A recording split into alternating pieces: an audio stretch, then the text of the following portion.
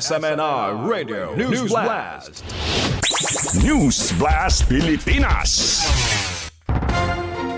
Sa atong balitang national, nakadawat ang Senado sa gisugyot nga 7.2 trillion pesos nga National Expenditure Program o NEP alang sa 2027 atol sa seremonyal nga turnover ni atong Martes, Agosto 12.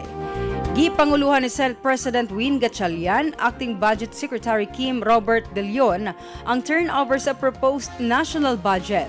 Ang 2027 budget katugbang sa 21.7% nga GDP ug 6% nga mas taas kung itandi sa 2026 nga nagpunting sa edukasyon, healthcare, social protection, food security ug mga proyekto sa imprastraktura. Gipahibalo ni Gatchalian nga himuon ang unang public hearing sa proposed 2027 budget sa Agosto 27 sa Philippine International Convention Center.